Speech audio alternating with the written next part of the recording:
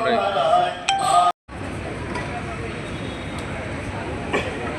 ತುಳುಕೂಟ ಬೆಂಗಳೂರು ಕಳೆದ 53 ವರ್ಷಗಳಿಂದ ಬೆಂಗಳೂರಲ್ಲಿ ಕೂಟವನ್ನು ಸ್ಥಾಪಿಸಿ ನಮ್ಮ ಕರಾವಳಿಯ ಕಲೆ, ಕರಾವಳಿಯ ಯಕ್ಷಗಾನ, ಕರಾವಳಿಯ ಕಂಬಳ ಮತ್ತು ನಮ್ಮ ಆಚರಣೆಗಳನ್ನು ಬೆಂಗಳೂರಲ್ಲಿ ಭಾಳ ಎಲ್ಲರನ್ನು ಒಟ್ಟುಗೂಡಿಸ್ಕೊಂಡು ಬೆಂಗಳೂರಿನವ್ರನ್ನು ಒಟ್ಟುಗೂಡಿಸ್ಕೊಂಡು ನಾವು ಆಚರಣೆ ಮಾಡ್ಕೊಂಡು ಬಂದಿದ್ದೀವಿ. ನಮ್ಮ ಸಂಪ್ರದಾಯದ ಹೊಸಾಕಿ ಊಟ ಪುದ್ದಾರು ಉಣಾಸ ಅನ್ನೋ ಕಾರ್ಯಕ್ರಮ, ಹಾಗೆ ಒಂದು ಆಟಿ ಅಮಾವಾಸ್ಯೆ ದಿವಸ ಒಂದು ಕೆತ್ತೆಯ ಕಷಾಯವನ್ನು ಕೊಡುವ ಮುಖಾಂತರ ರಾಣಿ ಹಬ್ಬಕ್ಕನ ಪ್ರತಿಮೆಗೆ ಗಣರಾಜ್ಯೋತ್ಸವ ಮತ್ತು ಸ್ವಾತಂತ್ರ್ಯೋತ್ಸವ ಸಂದರ್ಭದಲ್ಲಿ ಮಾಲಾರ್ಪಣೆ ಮಾಡುವ ಮುಖಾಂತರ ನಾವು ಹಲವಾರು ಕಾರ್ಯಕ್ರಮಗಳನ್ನು ಬೆಂಗಳೂರಲ್ಲಿ ಆಯೋಜಿಸಿಕೊಂಡು ಇವನು ಕೊರೋನಾ ಟೈಮಲ್ಲೂ ನಾವು ಭಾಳಷ್ಟು ಜನರಿಗೆ ಕೊರೋನಾ ಕಿಟ್ಗಳನ್ನು ವಿತರಿಸಿದ್ದೇವೆ. ಹಾಗೆ ಈ ಸಾರಿ ಬೆಂಗಳೂರಿನಲ್ಲಿ ಒಂದು ಹೊಸ ಪ್ರಯೋಗ ಮತ್ತು ಈಗಿನ ಒಂದು ಯುವ ಪೀಳಿಗೆ ದುಶ್ಚಟಗಳಿಗೆ ಬಲಿಯಾಗುವುದನ್ನು ತಪ್ಪಿಸೋಕ್ಕೋಸ್ಕರ ಆಮೇಲೆ ಒಂದು ಕುಣಿತ ಭಜನೆಯನ್ನು ಮಾಡಬೇಕು. ಇದೊಂದು ಸ್ಪರ್ಧೆ ಅಂತ ಅಲ್ಲ, ಒಂದು ಪ್ರೋತ್ಸಾಹವೂ ಹೌದು.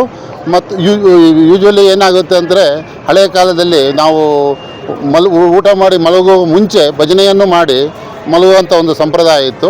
ಆ ನಿಟ್ಟಿನಲ್ಲಿ ನಾವು ಬೆಂಗಳೂರಿನಲ್ಲಿ ಒಂದು ಕುಣಿತ ಭಜನಾ ಸ್ಪರ್ಧೆ ಆಯ್ದ ಒಂದು 15 ತಂಡಗಳನ್ನು ಬೆಳಗ್ಗೆಯಿಂದ ಸಂಜೆವರೆಗೆ ಸತತವಾಗಿ 20 ನಿಮಿಷಗಳ ಕಾಲಾವಧಿಯಲ್ಲಿ 3 ಜನ ಜಡ್ಜಿಗಳ ಮುಖಾಂತರ ನಾವು ಪಾರದರ್ಶಕತೆ ಇರಬೇಕು ಅಂತ ಹೇಳ್ಬಿಟ್ಟು ನಾವು ಮಾಡ್ತಾಯಿದ್ದೀವಿ. ಒಂದು ಪ್ರಥಮ ಬಹುಮಾನ 1 ಲಕ್ಷ, ದ್ವಿತೀಯ ಬಹುಮಾನ 50,000, ತೃತೀಯ ಬಹುಮಾನ 25,000ಗಳ ಬಹುಮಾನವನ್ನು ಇಟ್ಟಿದ್ದೀವಿ. ಮತ್ತು ಬಂದಂಥ ಎಲ್ಲ ತಂಡಗಳಿಗೆ 15,000 ರೂಪಾಯಿಗಳ ಪ್ರೋತ್ಸಾಹ ಧನವನ್ನು ಕೊಡ್ತಾ ಇದ್ದೀವಿ.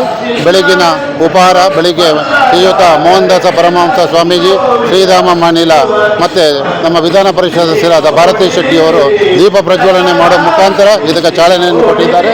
ಸತತವಾಗಿ 5:30-6 ಗಂಟೆಗಳ ತನಕ ಈ ಕಾರ್ಯಕ್ರಮ ನಡೀತದೆ. ಮತ್ತು ಸಭಾ ಕಾರ್ಯಕ್ರಮ ಶ್ರೀ ಸ್ವಾಮಿಗಳು ಆಶೀರ್ವಾದವನ್ನು ನೀಡಲಿದ್ದಾರೆ.